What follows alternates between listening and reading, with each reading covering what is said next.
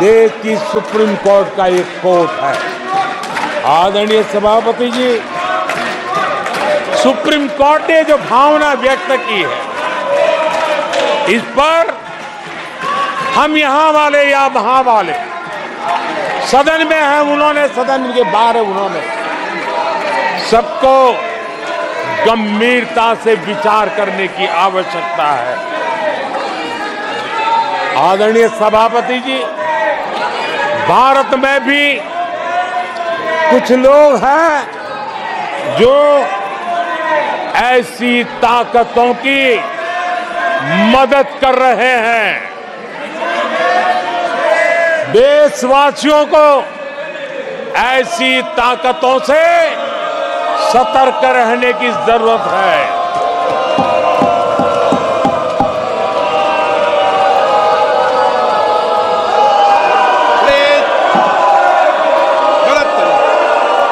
आदरणीय सभापति जी, 2014 में सरकार में आने के बाद देश के सामने एक बहुत बड़ी चुनौती कांग्रेस के साथ ही कांग्रेस का इकोसिस्टम भी रहा है। ये इकोसिस्टम से मिली खाद पानी, इसके दम पर एक कांग्रेस की मदद से ये इकोसिस्टम 70 साल तक फला फूला है। मैं आज सभापति जी इस इकोसिस्टम को चेतावनी देता हूं। मैं इस इकोसिस्टम को चेताना चाहता हूं।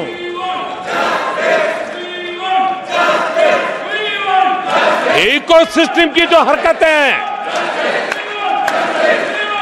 जिस तरह इकोसिस्टम ने ठान लिया है कि देश की विकास यात्रा को रोक देंगे, देश की प्रगति को डिरेल कर देंगे, मैं आज इकोसिस्टम को बता देना चाहता हूं, उसकी हर साजिश का जवाब अब उसी की भाषा में मिलेगा।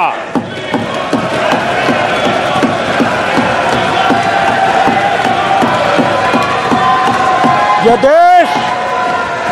देश विरोधी साजिशों को कभी भी स्वीकार नहीं करेगा।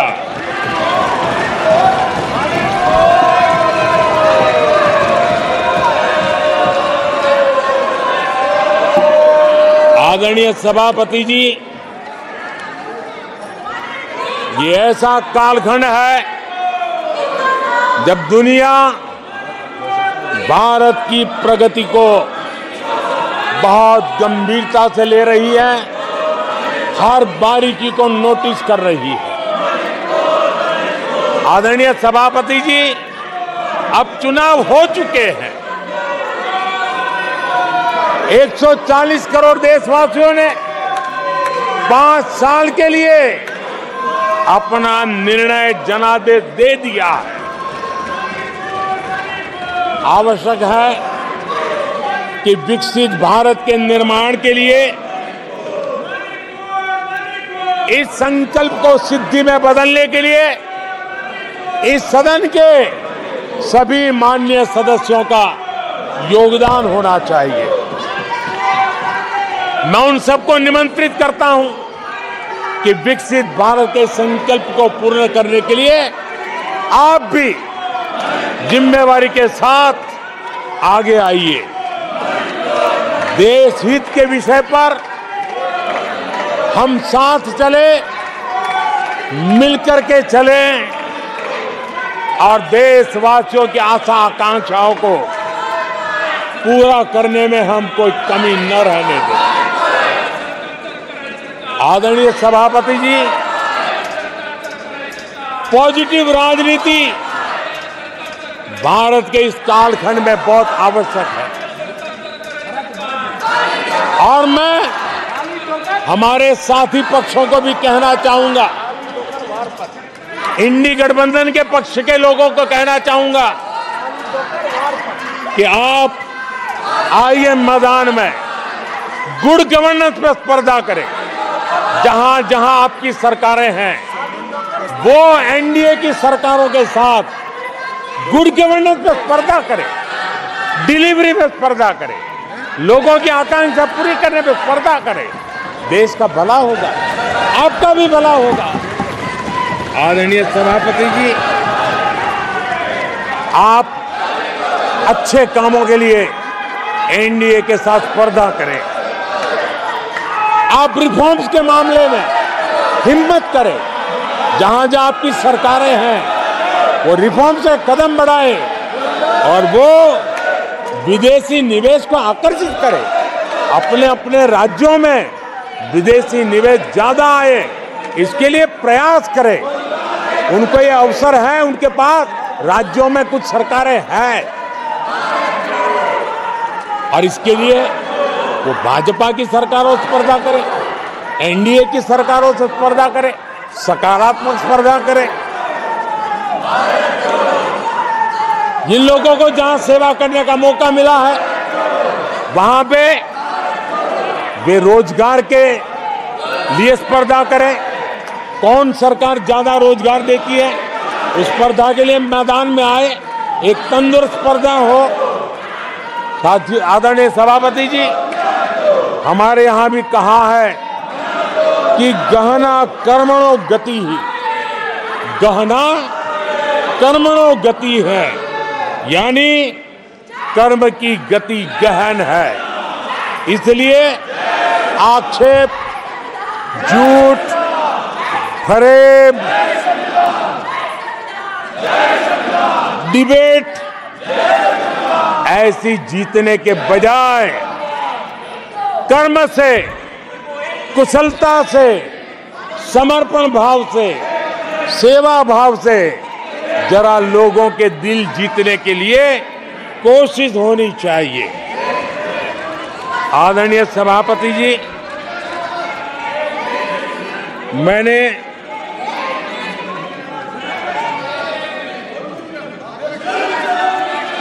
आदरणीय सभापति जी, इस समय चर्चा के बीच अभी मुझे एक दुखद खबर भी दी गई है। यूपी के हाथरस में जो भगदड़ हुई उसमें अनेकों लोगों की दुखद मृत्यु होने की जानकारी आ रही है। जिन लोगों की इस हादसे में जान गई है, मैं उनके प्रति अपनी संवेदना व्यक्त करता हूं। मैं सभी घायलों के जल्द से जल्द ठीक होने की कामना करता हूं। राज्य सरकार की देखरेख में प्रशासन राहत और बचाव कार्य में जुटा हुआ है। केंद्र सरकार के वरिष्ठ उत्तर प्रदेश सरकार के लगातार संपर्क में है। मैं इस सदन के माध्यम से सभी को यह भरोसा देता हूं कि पीड़ितों की हर तरह से मदद की जाएगी। आदरणीय सभापति जी, आज एक लंबी चर्चा और आपने देखा है, मैं पहली बार लोकसभा में प्रधानमंत्री के रूप में यहाँ सेवा के लिए आप लोगों ने अवसर दिया, तब भी मुझे ऐसा ही मुकाबला करना पड़ा था। 2019 में भी मुझे ऐसा ही मुकाबला करना पड़ा। मुझे राज्यसभा में भी ऐसा ही मुकाबला करना पड़ा और इसलिए अब तो ये भी बड़ा मजबूत हो गया है। मेरा हौसला भी मजबूत है, मेरी आवाज भी मजबूत है और मेरे संकल्प भी मजबूत है। आदरणीय सभापति जी, ये कितनी ही संख्या का दावा क्यों न करते हो। 2014 में जब हम आए राज्यसभा में हमारी ताकत बहुत कम थी और चेयर का भी जरा झुकाव दूसरी तरफ था, लेकिन सीना तान करके देश की सेवा करने के संकल्प से हम डिगे नहीं। मैं देशवासियों को कहना चाहता हूं, आपने जो फैसला सुनाया है, आपने हमें सेवा करने का जो आदेश दिया है, ऐसी किसी रुकावटों से न मोदी डरने वाला है न ये सरकार डरने वाली है। जिन संकल्पों को लेकर के हम चले हैं, उन संकल्पों को पूरा करके रहेंगे। आदरणीय सभापति जी, जो नए सांसद चुन के आए हैं, उनको मैं विशेष रूप से शुभकामनाएं देता हूं। आदरणीय सभापति जी, मैं मानता हूं कि बहुत कुछ सीखेंगे, समझेंगे और देश की लोगों की नजरों से गिरते हुए बचने का प्रयास भी करेंगे। इसलिए मैं उनको भी परमात्मा कुछ सद्बुद्धि दे, मैं बालक बुद्धि को भी सद्बुद्धि दे, इस अपेक्षा के साथ आदरणीय राष्ट्रपति महोदया का जो उद्बोधन है, उसके प्रति हृदय से आभार व्यक्त करता हूं। और आपको भी अध्यक्ष जी, आपने मुझे समय दिया, विस्तार से मुझे बात बताने का मौका दिया और किसी का कोलाहल सत्य की आवाज को दबा नहीं सकता। सत्य ऐसे प्रयासों के भी दबता नहीं है और झूठ को कोई जड़ें नहीं होती है।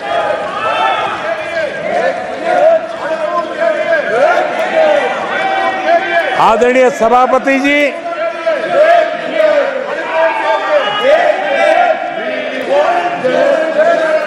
जिन लोगों का अवसर नहीं दिया, वो उनकी पार्टी की जिम्मेवारी है, वो आगे से अपने सांसदों का ध्यान रखेंगे, ये मैं अपेक्षा करता हूं। आदरणीय सभापति जी, मैं इस सदन का भी धन्यवाद करते हुए, मुझे बहुत आनंद आया, आज बहुत आनंद आया। सत्य की ताकत क्या होती है, वो आज मैंने जी करके देखा है। सत्य का सामर्थ्य क्या होता है, उसको मैंने आज उसका साक्षात्कार किया। और इसलिए सभापति जी, मैं आपका हृदय से आभार व्यक्त करता हूं। बहुत बहुत धन्यवाद।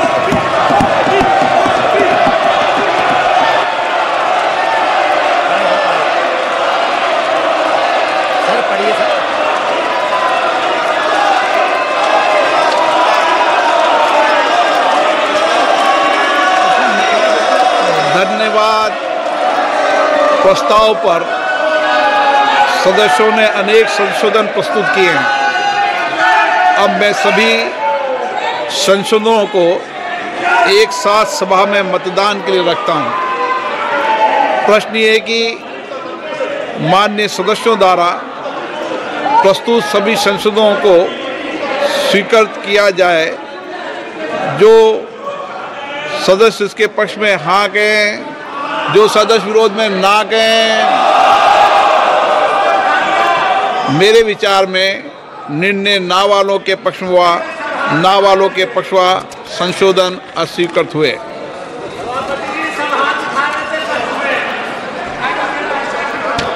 अब मैं राष्ट्रपति के अभिभाषण पर धन्यवाद प्रस्ताव को सभा के मतदान के लिए रखता हूं। प्रश्न ये कि महामहिम राष्ट्रपति जी की सेवा में निम्नलिखित शब्दों में एक समावेदन प्रस्तुत किया जाए कि इस सत्र में समवेत लोकसभा के सदस्य महामहिम राष्ट्रपति जी के उस भाषण के लिए जो उन्होंने 27